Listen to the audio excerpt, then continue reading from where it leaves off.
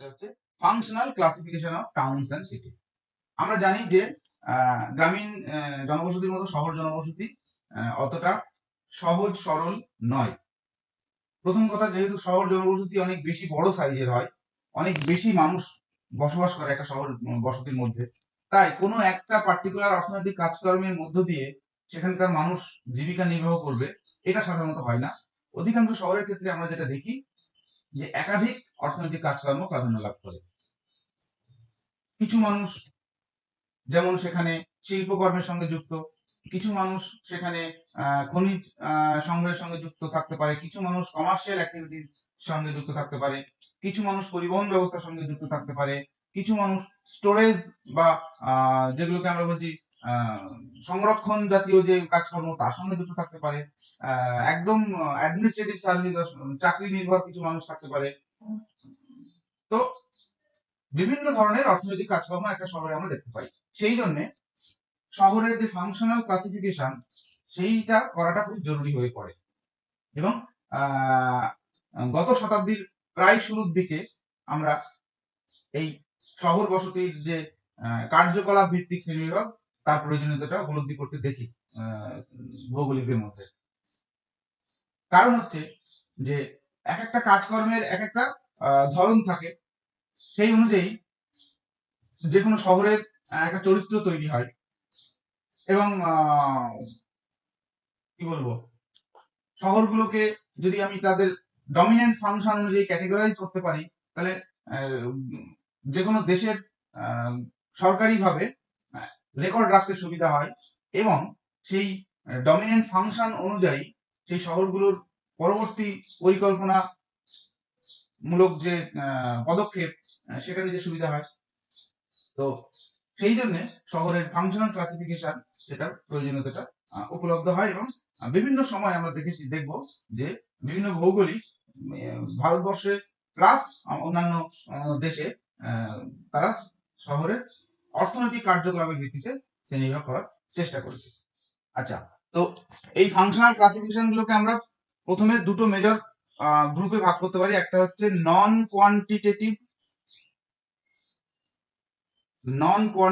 Classification, আর একটা হচ্ছে quantitative classification.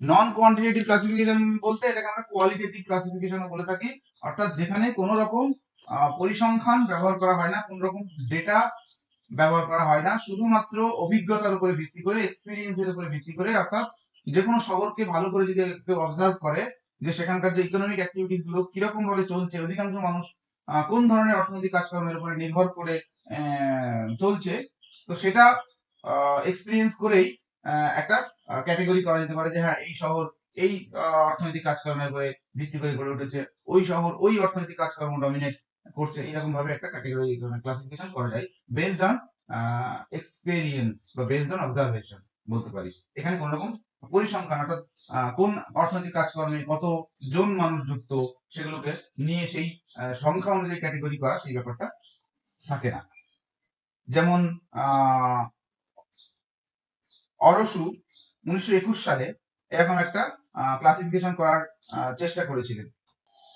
এগুলোকে আমরা নন স্ট্যাটিস্টিক্যাল ফাংশনাল ক্লাসিফিকেশনও বলতে পারি।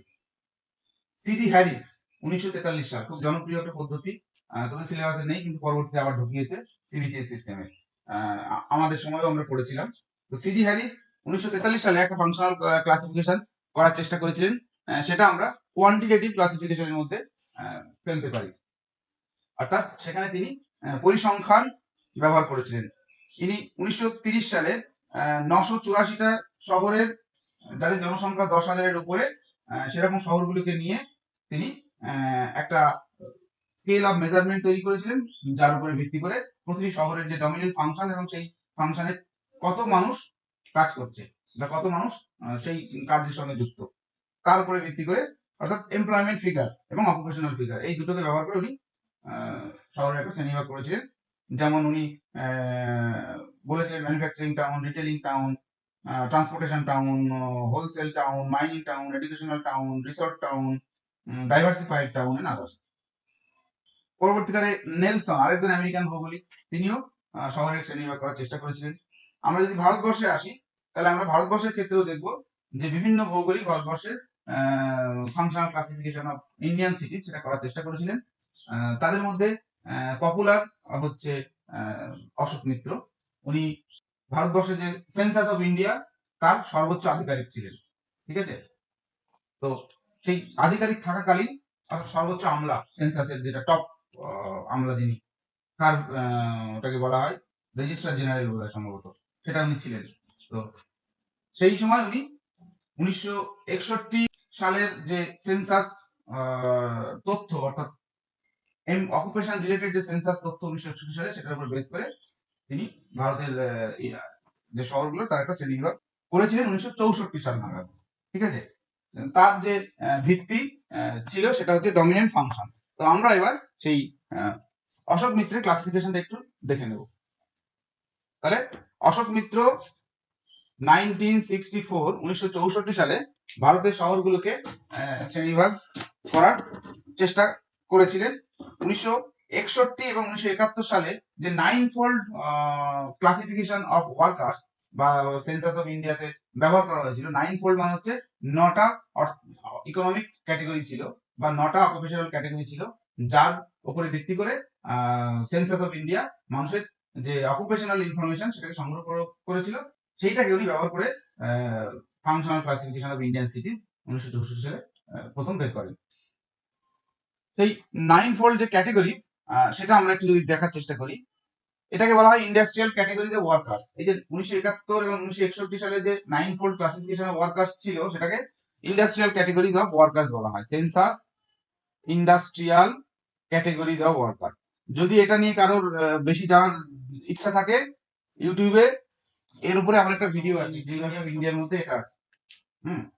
যে ভারতবর্ষের বিভিন্ন সময় সেন্সাস বিভিন্ন সময়ে এই ওয়ার্কার্সদের যে ক্যাটাগরি সেটা কিভাবে চেঞ্জ করেছে।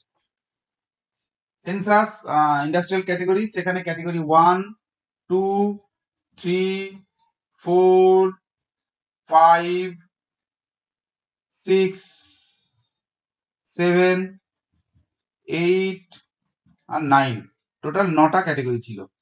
আর সেগুলোর নাম কি ছিল? 1 নম্বরটা হচ্ছে কাল্টিভেশন বা এগ্রিকালচার, কাল্টিভেশন। ওকে, তারপরে হচ্ছে 2 নম্বর এগ্রিকালচার লেবার, লেবার তার মানে প্রথম দুটো হচ্ছে ডাইরেক্টলি এগ্রিকালচারের সঙ্গে সম্পর্কযুক্ত। ঠিক আছে, 3 নম্বরটা হচ্ছে forestry, fishing, plantation, mining, quarrying, plantation, mining, quarrying. Okay, অর্থাৎ যেটাকে আমরা সংগ্রহ বৃত্তি বেসিক্যালি বলছি, 3 নম্বরটা, এবং তার সঙ্গে প্লান্টেশন, ফরেস্ট্রি, ফিশিং। 4 নম্বরটা হচ্ছে হাউস হোল্ড ইন্ডাস্ট্রি, অর্থাৎ কুটির শিল্প বা গৃহ নির্ভর যে শিল্পগুলো, হাউস হোল্ড ইন্ডাস্ট্রি। 5 নম্বর কি? ম্যানুফ্যাকচারিং, আদার দেন হাউস হোল্ড, আদার দেন হাউস হোল্ড ইন্ডাস্ট্রি। অর্থাৎ হাউস হোল্ড সেটাও তো ইন্ডাস্ট্রি, সেখানেও ম্যানুফ্যাকচারিং হতে পারে। তো ওই জন্য 4 নম্বরটা হাউস হোল্ড বলা হয়েছে, আর 5 নম্বরটা হাউস হোল্ড বাদ দিয়ে বাকি যত ইন্ডাস্ট্রিয়াল ক্যাটাগরি ইন্ডাস্ট্রি আছে তাদের যে ওয়ার্কার তাদেরকে এই 5 নম্বর ক্যাটাগরিতে ফেলা হচ্ছে। 6 নম্বর হচ্ছে কনস্ট্রাকশন, 6 নম্বর হচ্ছে কনস্ট্রাকশন ওয়ার্কার, অর্থাৎ নির্মাণ শিল্পের সঙ্গে যুক্ত কর্মচারীরা। নেক্সট 7 নম্বর হচ্ছে ট্রেড অ্যান্ড কমার্স, অর্থাৎ ব্যবসা বাণিজ্য,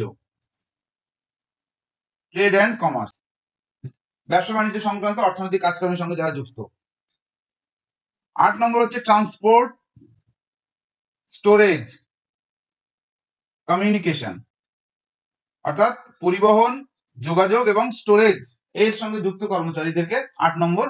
আর 9 নম্বরটা হচ্ছে অল সার্ভিস ওয়ার্কার্স বা সার্ভিস সেক্টরে যে সমস্ত ওয়ার্কার্স রয়েছে। এটা হচ্ছে ওনার 9-fold যে সেন্সাস ওয়ার্কার্স ক্যাটাগরি, সেটাকে উনি ব্যবহার করেছিলেন তার অর্থনৈতিক শহরের ফাংশনাল ক্লাসিফিকেশনের ক্ষেত্রে। এইবার এটাকে উনি 3-fold ক্যাটাগরিতে সামারাইজ করেছিলেন। সেটা কি ছিল? ফাংশন, টাইপ, আর হচ্ছে সেন্সাস ক্যাটেগরি। এ এটাকে উনি ম্যানুফ্যাকচার হিসেবে নাম দিলেন। এর মধ্যে উনি কি কি রাখলেন? থার্ড ক্যাটেগরি, 4 নম্বর ক্যাটেগরি, 5 নম্বর ক্যাটেগরি এবং 6 নম্বর ক্যাটেগরি।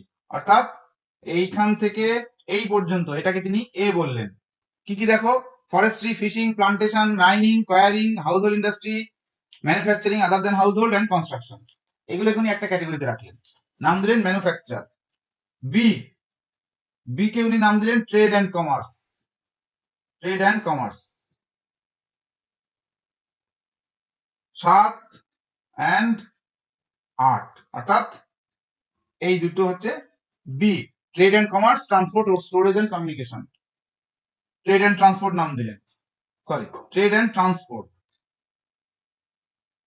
Trade and transport. আর সি হচ্ছে সার্ভিস।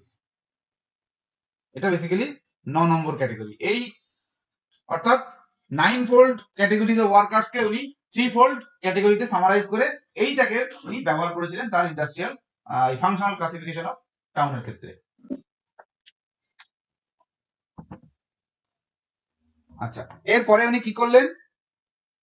এখানে একটা জিনিস খেয়াল করলি যে প্রথম যে দুটো ক্যাটেগরি যেটা ডাইরেক্টলি রিলেটেড টু এগ্রিকালচার, আর আমরা জানি যে এগ্রিকালচার সাধারণত শহরের অর্থনৈতিক কাজকর্ম হিসেবে দেখা যায় না, সেই জন্য এগ্রিকালচারাল রিলেটেড যে দুটো ক্যাটেগরি ওয়ার্কার সেটা উনি প্রথমেই বাদ দিয়ে দিয়েছিলেন। থার্ড 3 নম্বর থেকে 9 নম্বর পর্যন্ত এই যে 7টা ক্যাটেগরি এটাকে তিনি 3টে ভাগে ভাগ করলেন। হ্যাঁ, এরপরে উনাকে যেটা করতে হয়েছিল সেটা হচ্ছে প্রতিটি যে ক্যাটেগরি, অর্থাৎ এই যে 7টা ক্যাটেগরি, প্রতিটি ক্যাটেগরিতে যে নাম্বার অফ ওয়ার্কার্স রয়েছে সেগুলোকে উনি 100% হিসেবে যদি ধরি আমরা, অর্থাৎ টোটাল 7টা ক্যাটেগরিতে যত ওয়ার্কার্স আছে সেগুলোকে যোগ করলে যে সংখ্যাটা হবে সেটাকে যদি 100% ধরি, তাহলে সেখান থেকে ওই যে 7টা ক্যাটেগরি রয়েছে তাদের পার্সেন্টেজ গুলো কি সেটা প্রথমে উনি বের করেছিলেন। কারণ সেন্সাসে তার পার্সেন্টেজ হিসেবে থাকে না, ওখানে যেটা থাকে নাম্বার অফ ওয়ার্কার্স হিসেবে থাকে। এবার আমি যখন একটা শহরের ফাংশনাল ক্লাসিফিকেশন করব, তাহলে সেই শহরের ওই যে 7টা ক্যাটেগরিতে প্রথমে ওয়ার্কার্স কি কি কত সংখ্যায় আছে সেটা আমাকে আমি জেনে নিলাম। সমস্ত ওয়ার্কার্স যে যোগফল সেটাকে যদি 100% ধরি, তাহলে সেই 100% এর মধ্যে প্রতিটি ক্যাটেগরিতে কত পার্সেন্ট করে পড়ছে, অর্থাৎ ট্রেড এন্ড কমার্সে কত পার্সেন্ট পড়ছে, হাউসহোল্ড ইন্ডাস্ট্রিতে কত পার্সেন্ট ওয়ার্কার্স পড়ছে, ম্যানুফ্যাকচারিং আদার দেন হাউসহোল্ড কত, ট্রান্সপোর্ট স্টোরেজে কত, ট্রেড এন্ড কমার্সে কত, সার্ভিসে কত, এরকম ভাবে পার্সেন্টেজে প্রথমে বের করা হয়। ফার্স্ট কাজ, তাহলে প্রথম ওই দুটো টেবিলের পরে আমাদেরকে যেটা বলতে হবে যে 7 industrial categories of workers together for 100% of workers. এটা উনি প্রথমে করলেন। তারপরে উনি কি করলেন? Percentage of workers in each category, each of 7 category is determined, এটা করা হলো। তারপরে এই যে পার্সেন্টেজ অফ ওয়ার্কার্স ডেটা, এটাকে উনি নিয়ে শহরগুলোকে তাদের ডমিনেন্ট ফাংশন অনুযায়ী ক্যাটেগরাইজ করেছিলেন।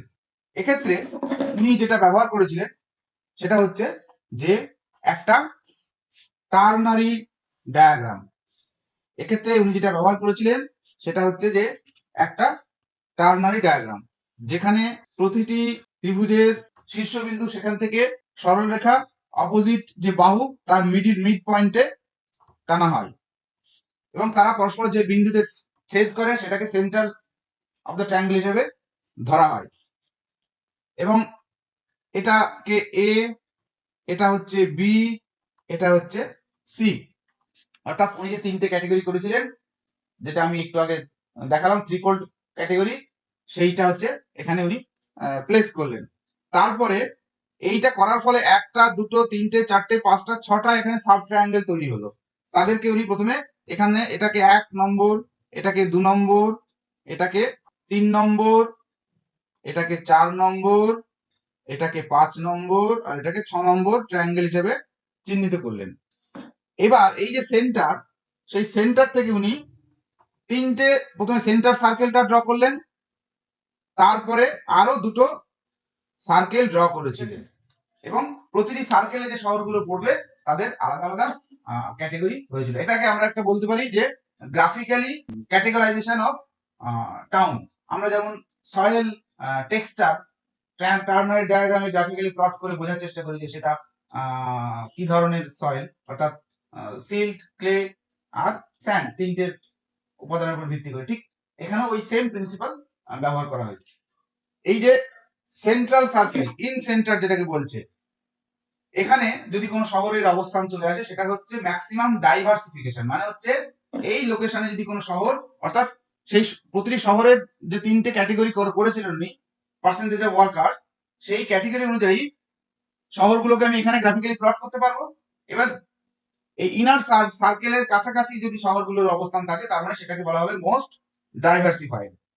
That is each type has 33.33% of workers. অর্থাৎ যদি প্রতিটি যে ফাংশন 33, তিনটে ফাংশনের যোগফল হচ্ছে 33.33 করে একটা যদি ধরি তাহলে তিনটে যোগফল 100% হয়।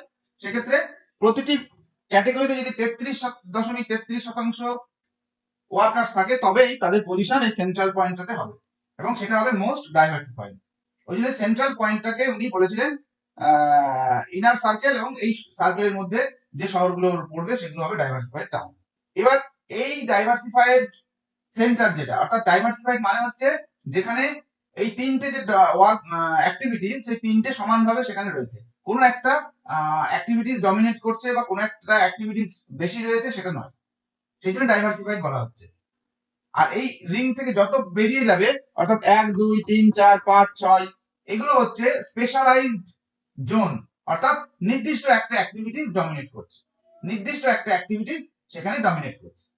ঠিক আছে, সেটা বোঝাবে। তিনটে যে রিং, অর্থাৎ এটা ইন সেন্টার, একদম মাঝখানে যেখানে এই লাইন ডায়াগোনাল গুলো ছেদ করেছে সেটাকে কেন্দ্র করে প্রথম যে রিংটা টানা হলো সেটা হচ্ছে 40% এর, 45% এর আর হচ্ছে 50% এর মার্ক। অর্থাৎ এই যে মার্ক, এটা হচ্ছে 40%, এটা হচ্ছে 50%, এটা হচ্ছে 45, এটা হচ্ছে 50%।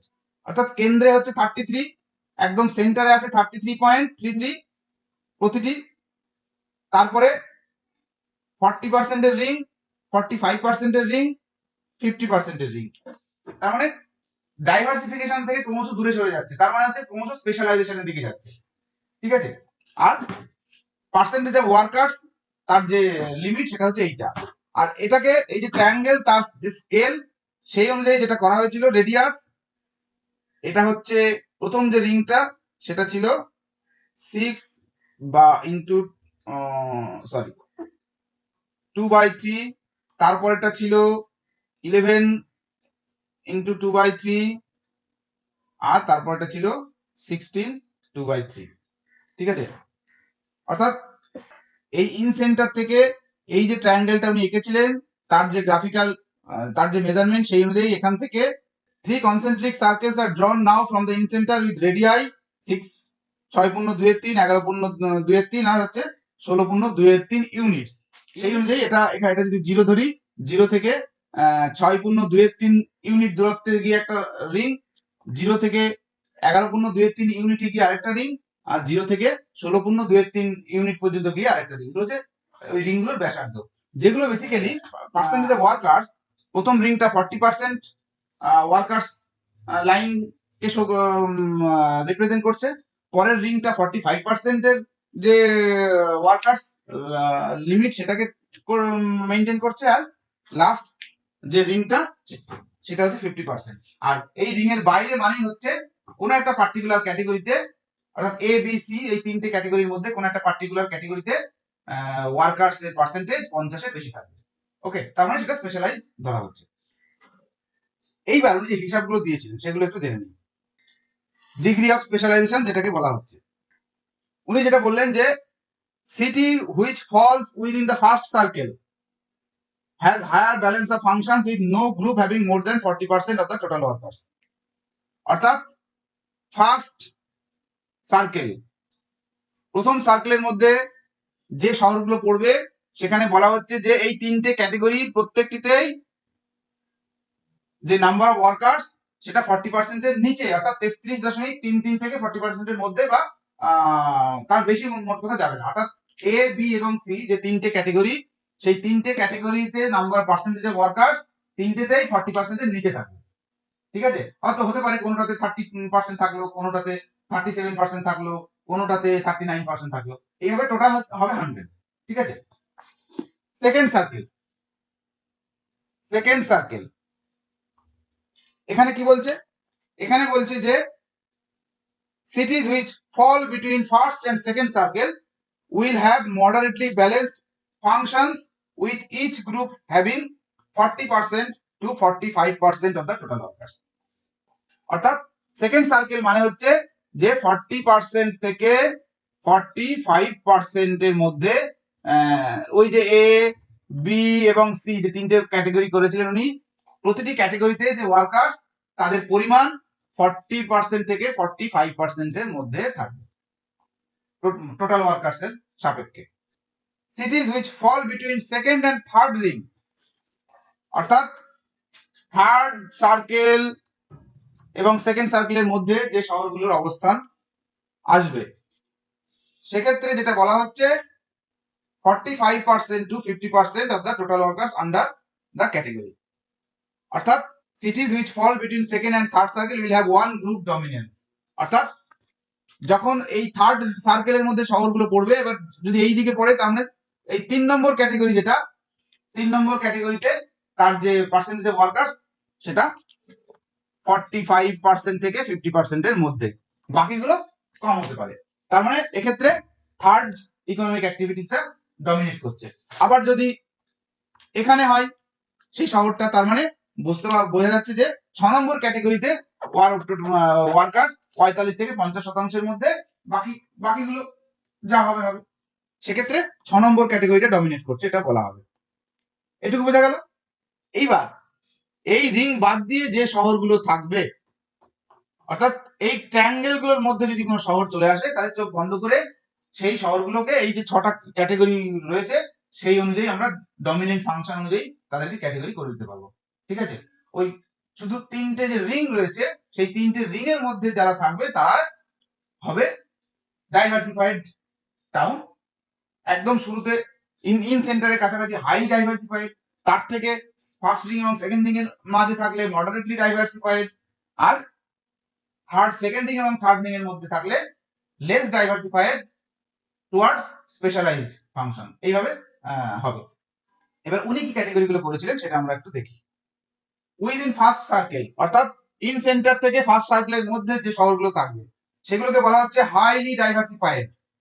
ফার্স্ট গ্রুপ থেকে সেকেন্ড গ্রুপ মডারেটলি ব্যালেন্সড বা মডারেটলি ডাইভার্সিফাইড, যেটা আমি বললাম।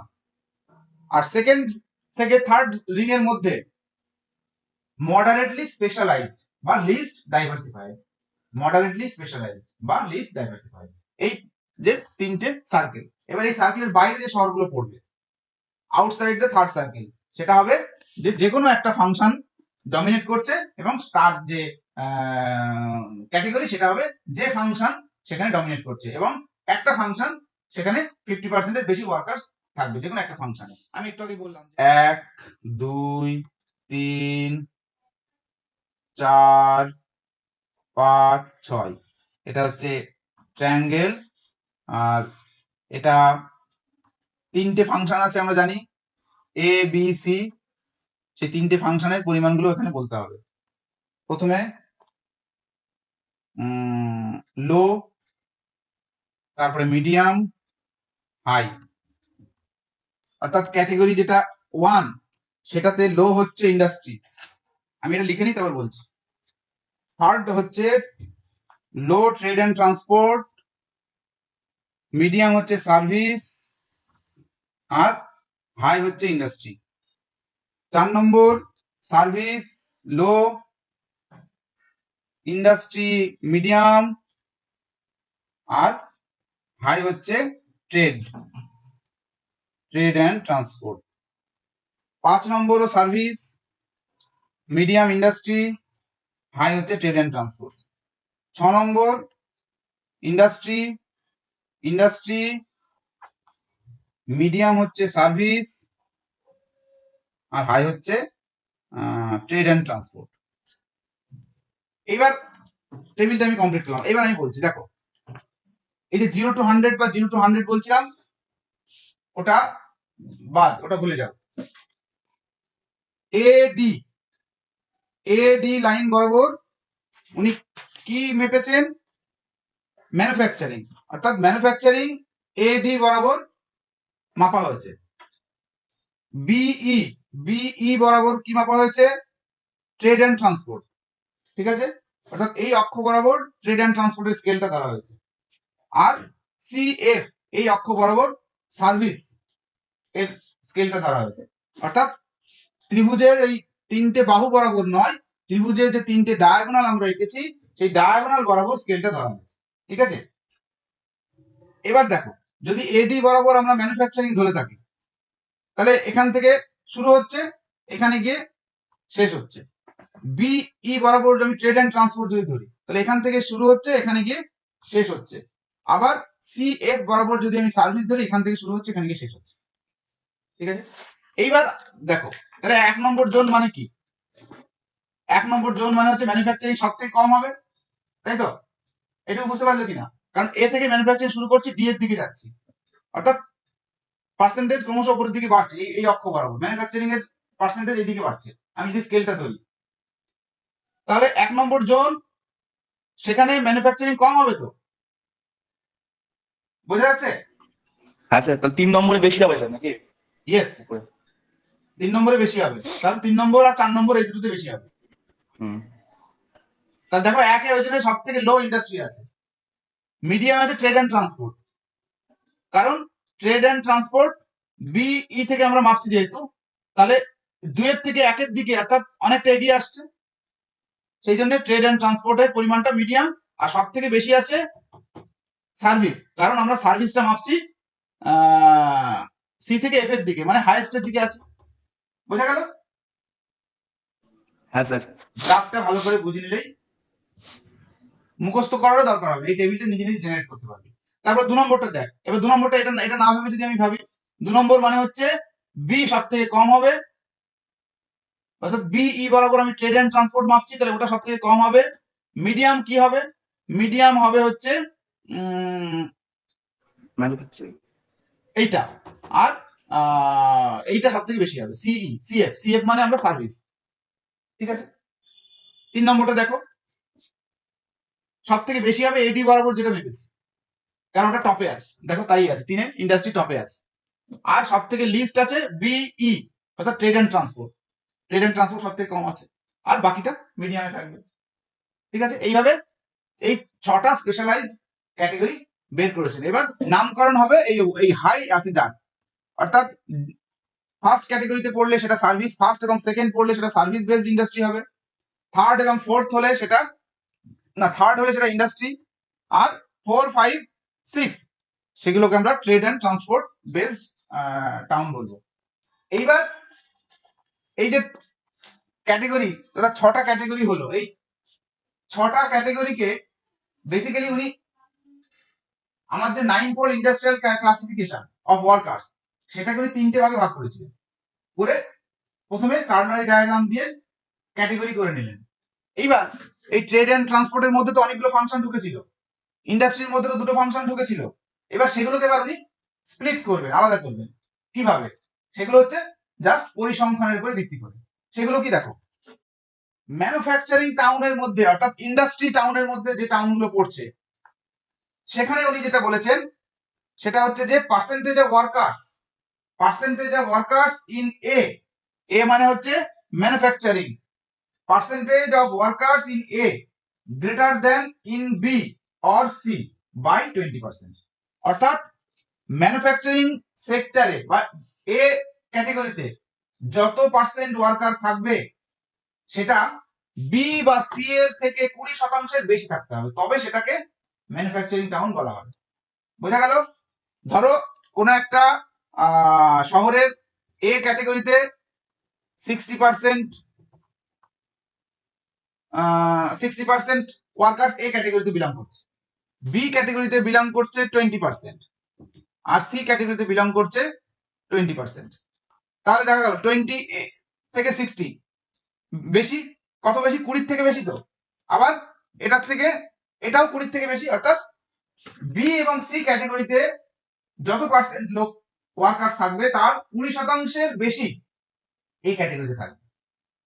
অর্থাৎ এখানে যদি 60 না ধরে আমি 85 ধরলাম, এখন মিনিমাম ভ্যালুটা ধরলাম, তারপরে বি তে দেখা গেল 30%, সি তে দেখা গেল 20%, তাহলে কি হলো?